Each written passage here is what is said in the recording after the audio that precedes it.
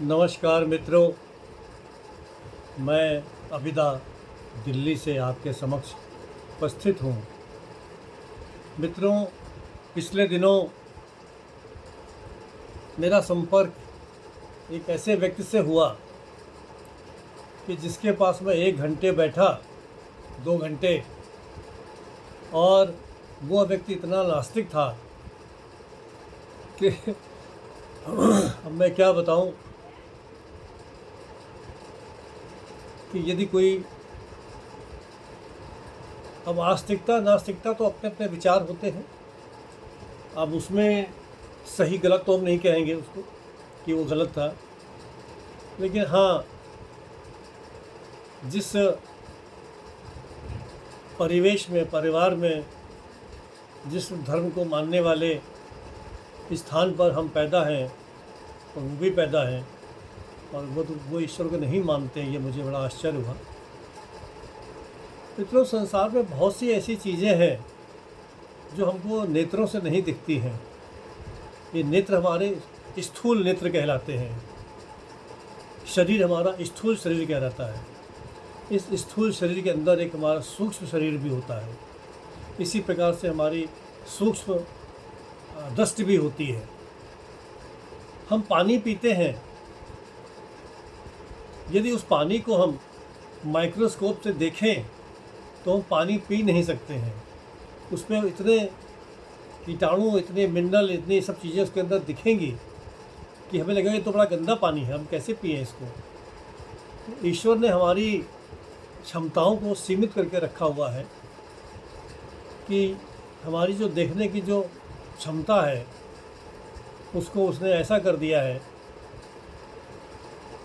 यदि हम किसी कमरे में लेटे हैं और कमरे में पूर्ण अंधकार है और कहीं से एक हल्की छोटा सा छेद अगर कहीं है और बाहर से प्रकाश की किरण अंदर आ रही है, तो आप देखेंगे कि केवल जहाँ वो रेखा जो प्रकाश की जा रही है उसमें आप देखेंगे कि जो कमरे की जो वायु है उसमें जाने कितने प्रकार के उसमें चीज़ें उसके अंदर आपको दृष्टिगोचर होंगी। यूँ मुझे कुछ नहीं दिखता है हम लोगों को, लेकिन यदि आप ऐसे करके देखें कि कमरे में लेट जाएं, पूरा अंधकार कर दें, खिड़की दरवाजे बंद कर दें और हल्का सा कहीं से पर्दा खोले ताकि एक हल्की सी एक किरण सी प्रकाश की सूर्य की आ रही हो, उसको देखिए तो उसमें इतनी चीज़ें आपको दिख रही होंगी, उड़ती हुई, तैरती हुई, चलती हुई, कि यदि वो आपको यूं ही दिखने लगे तो सांस लेने के पहले 100 बार सोचना पड़ेगा कि सांस लें कि न लें। मित्रों, एक बड़ा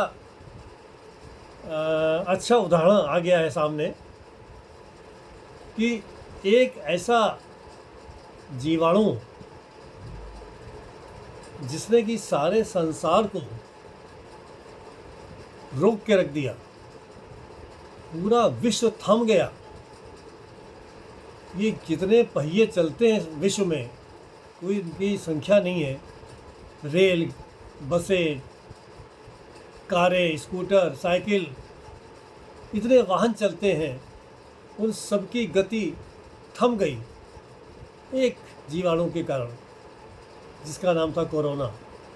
क्या वो किसी को दिखा? नहीं दिखा। तो मित्रों, हम कैसे ये अपेक्षा करते हैं कि ईश्वर हमारे सामने खड़ा हो जाए, हम उसे देखें, तब हम समझें, तब हम पहचानें कि हाँ ईश्वर होता है, तब हम मानें कि ईश्वर होता है। ये तो संपूर्ण अज्ञानता की बात मुझे लगती है। हम जिस वातावरण में, जिस परिवेश में पलकर बड़े हुए हैं, यदि उस सारी चीज़ों को भी गौण कर दिया जाए तो भी, यदि हम वैज्ञानिक दृष्टिकोण से भी देखें तो भी ईश्वर के होने का प्रमाण हमें स्वतः मिल जाता है। हम जिस युग में बैठे हुए हैं वह कलयुग है। कलयुग के पहले द्वापर था, उसके पहले त्रेता था, उसके पहले सतयुग था। तो सतयुग त्रेता, द्वापर और कलयुग, ये चतुर्युगी कहलाता है। और ऐसी असंख्य चतुर्युगियाँ हो चुकी हैं, बीत चुकी हैं।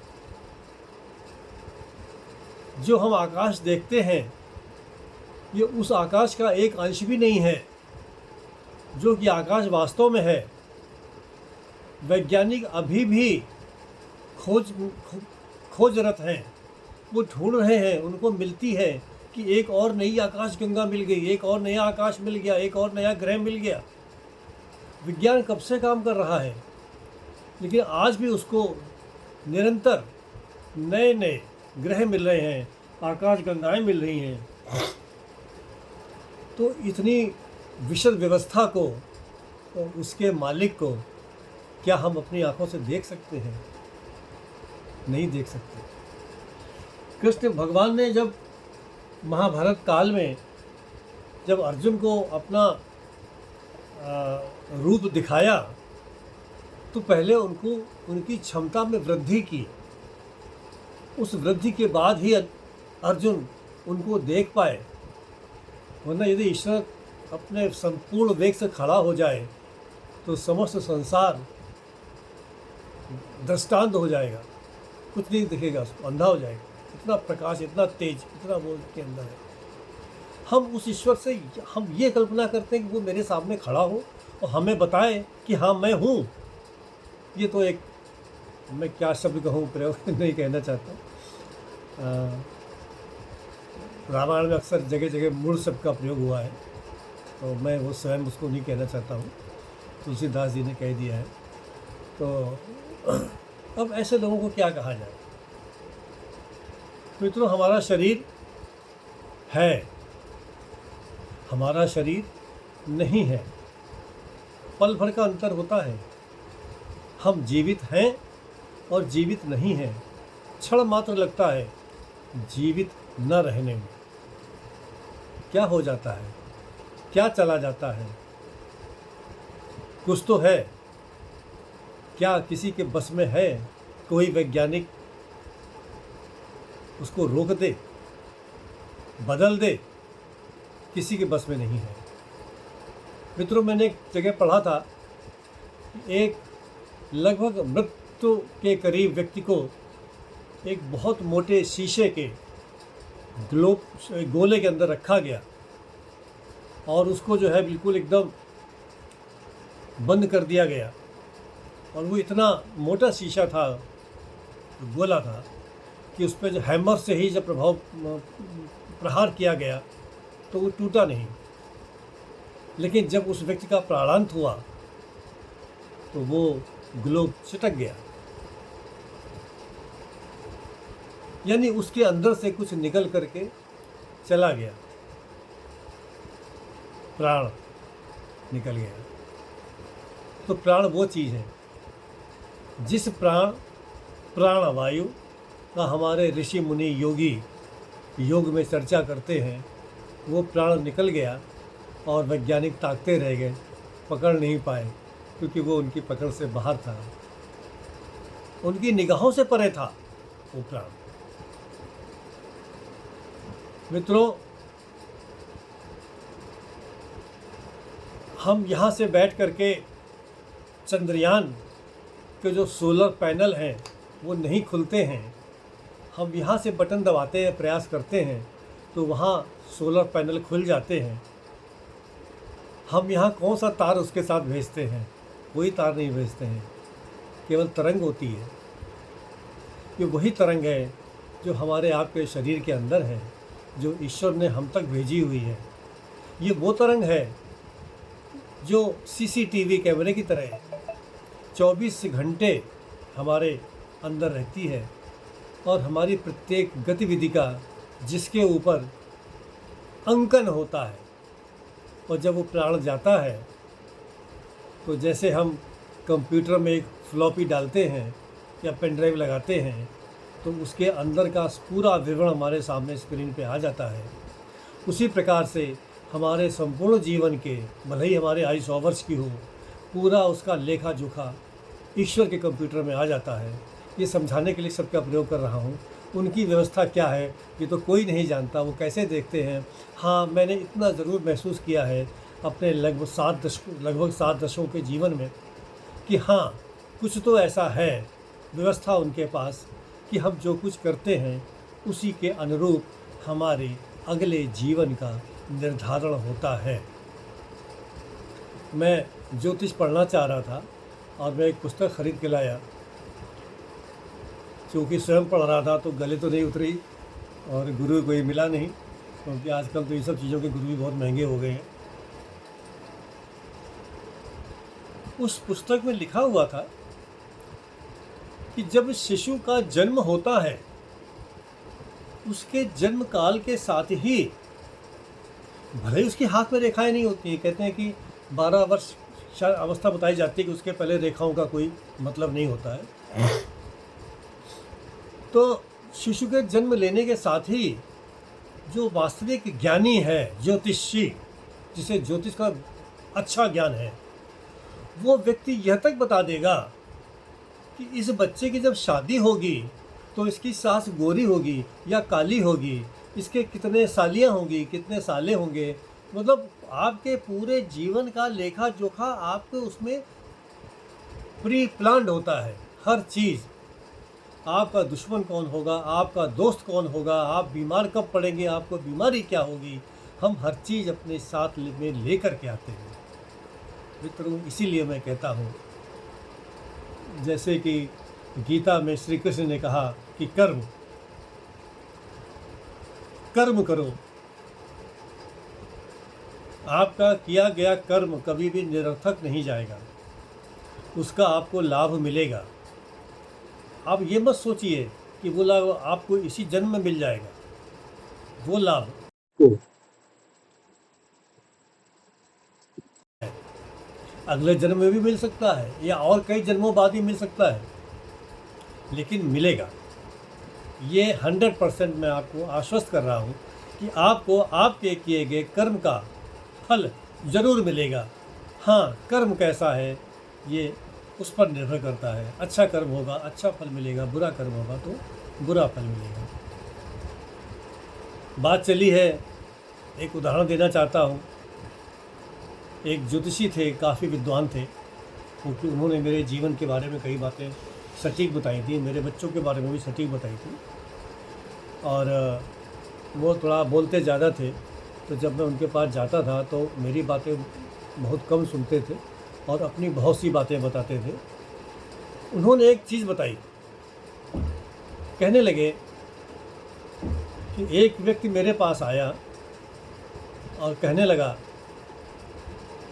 कि मैं बहुत गरीब आदमी हूँ और मेरी पुत्री विवाह योग्य हो गई है, किंतु मैं असहाय हूँ, उसका विवाह नहीं कर सकता क्योंकि मेरे पास इतना साधन नहीं है। तो उन विद्वान ज्योतिषी महोदय ने उस बच्ची की कुंडली देखी और कुंडली देख करके कहा कि आप परेशान ना हो, इसकी शादी बहुत अच्छे घर में होगी और ये बहुत सुख से रहेगी। वह व्यक्ति निराशा का भाव लिए हुए वहाँ से चला गया, क्योंकि उसको इस बात पर विश्वास ही नहीं था। लेकिन ज्योतिषी जी बताते हैं कि 6 महीने बाद ही वो व्यक्ति भागा भागा आया और आके उनके चरणों में गिर पड़ा कि आपके आशीर्वाद से मेरी बेटी ऐसे घर में चली गई कि उन्होंने कहा है कि जो बेटी आपके कपड़े पहने होगी मैं वही उसी में उसको लेके जाऊंगा और उसके अतिरिक्त मुझे कुछ नहीं चाहिए। मेरे घर में सब कुछ है, किसी भी चीज़ का स्थान नहीं रखने का, मुझे कुछ भी नहीं चाहिए, केवल आपकी बेटी चाहिए। तो मित्रों, ये होता है ज्योतिष, ये होता है ज्योतिष का सही ज्ञान, सच्चा ज्ञान। इसी के उलट उन्होंने एक और भी उदाहरण दिया। कहने लगे एक साहब थे, वो कहीं बहुत दूर से आए थे, बहुत लंबी और चमचमाती हुई उनकी गाड़ी थी और मैं रात में सोने के पहले दरवाज़ा बंद करने जा रहा था। वो उन्होंने मुझसे ही मेरा नाम पूछा और कहने लगे कि भाई फला साहब कहाँ रहते हैं। तो जब मैंने देखा गाड़ी से आए हैं तो मुझे कुछ लगा, नंबर देके गाड़ी कहीं दूर की है, तो मैंने उनको बुला लिया, ऐसा ज्योतिषी जी ने कहा, और उनको पूछा भाई क्या बात है, आप क्यों आए हैं। तो वो कहने लगे कि मेरी बेटी गौरवर्णा है, बहुत सुंदर है, सुशील है, मृदुभाषिणी है, सारी चीज़ें हैं, मैं व्यापारी हूँ, मेरा व्यापार में सहयोग करती है, लेकिन न जाने क्यों इसका विवाह नहीं हो पा रहा है। मैंने अथक प्रयास किया इसके विवाह के लिए, मेरे पास धन दौलत की कमी भी नहीं है, मैं दान दहेज कोई जितना मांगे मैं उतना दे दूंगा, लेकिन मैं इसका विवाह नहीं कर पा रहा हूँ। तो जानते हैं उन्होंने क्या कहा?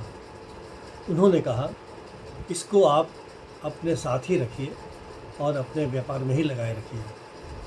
तो मैंने पूछा कि पंडित जी आपने ऐसा क्यों कहा? कहने लगे उसकी कुंडली को जो मैंने देखा उसमें ये मुझे नज़र आया कि उस बालिका ने पिछले जन्म में किसी विवाहित पुरुष से विवाह कर लिया और उसको लेकर के वो कहीं चली गई। तो उस पुरुष की जो पत्नी थी उसका जो पति सुख था वो उसने छीन लिया, वो उसका ख़त्म हो गया। इसका दोष इसको ये मिला है कि इसको इस जन्म में पति का सुख नहीं मिलेगा। मित्रों, मानने के लिए आप मान सकते हो, न मानने के लिए न मान सकते हो, ये आपके स्वविवेक पर निर्भर करता है।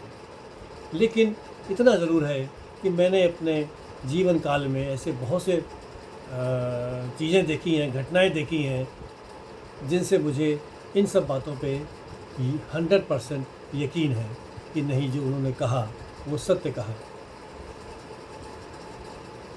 यदि कर्म की बात आ गई है तो आइए एक घटना आपको और बताता हूँ कर्म की।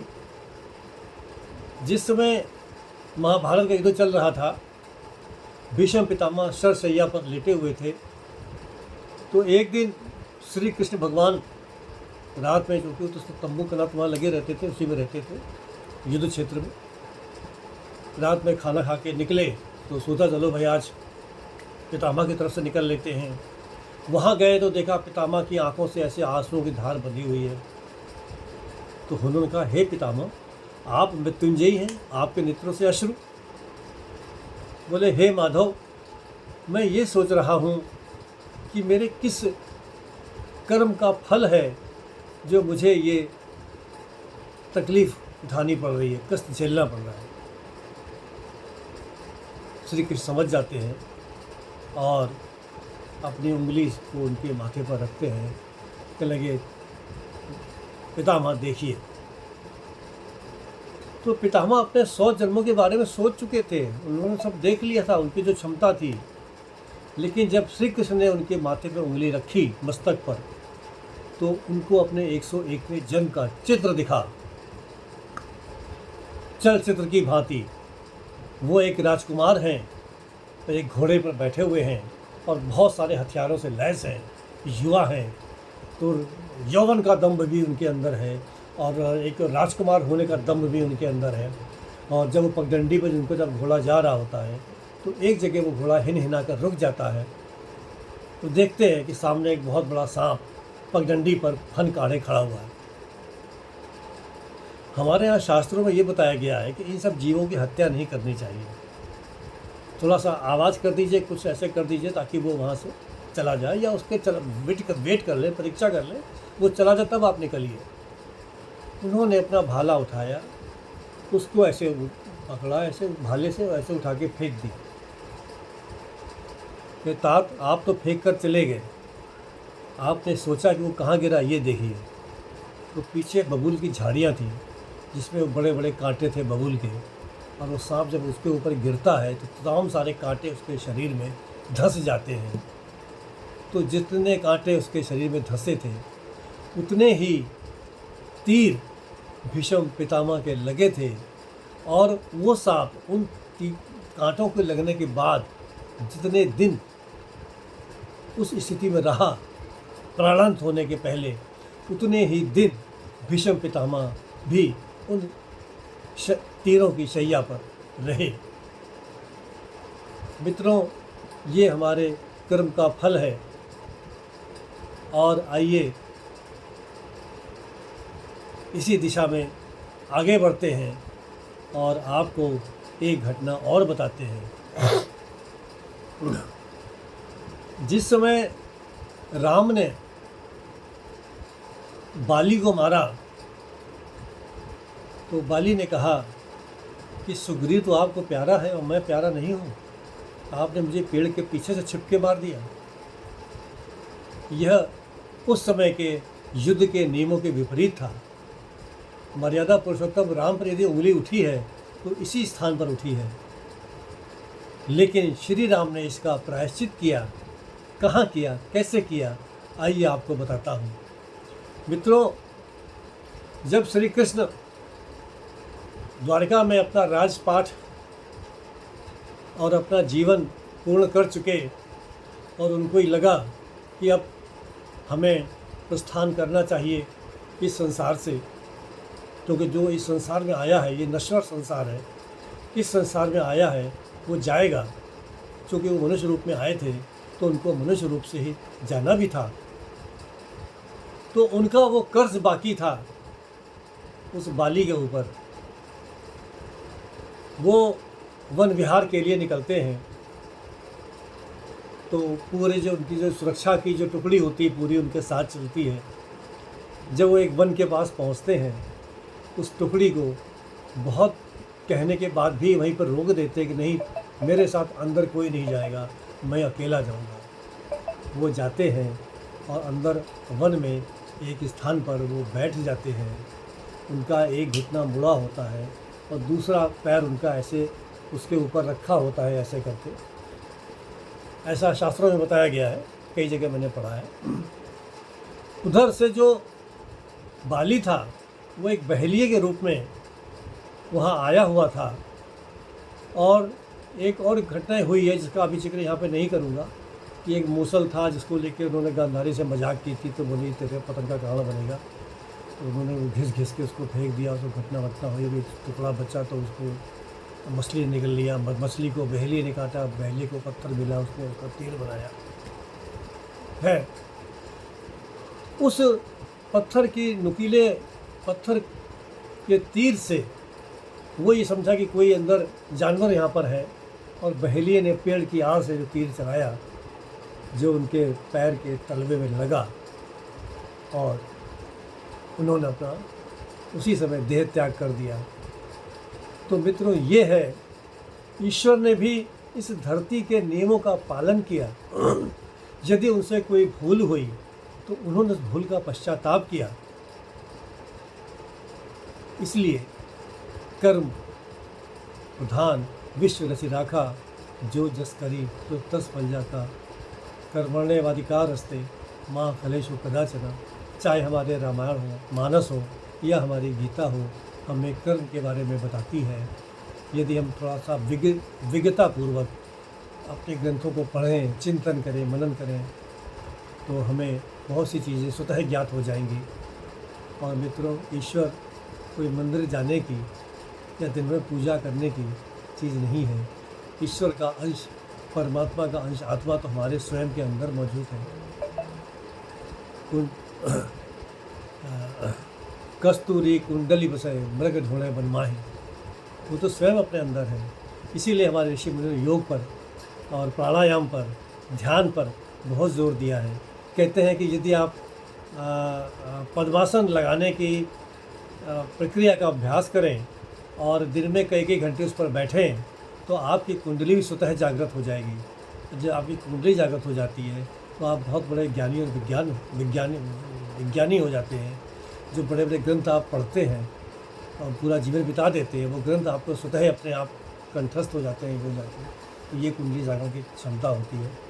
तो मित्रों, हमारा सनातन, हमारा धर्म बहुत विशाल है।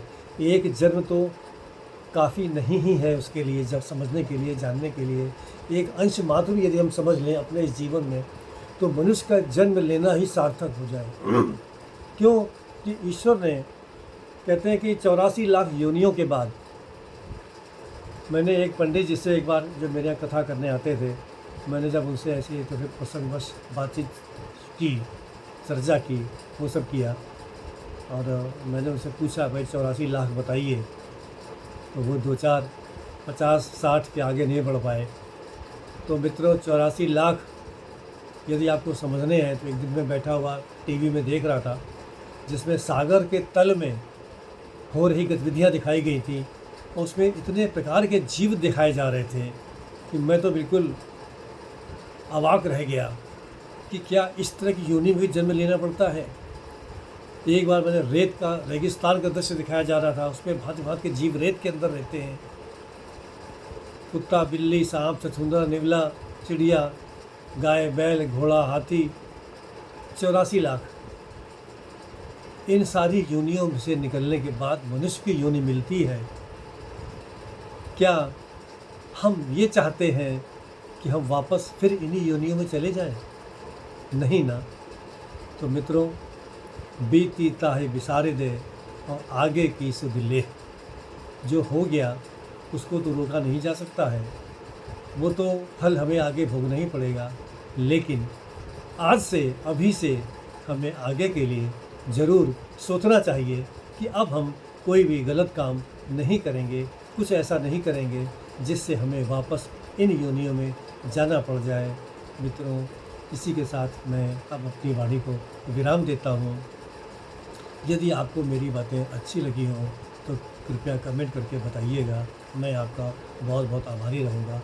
धन्यवाद।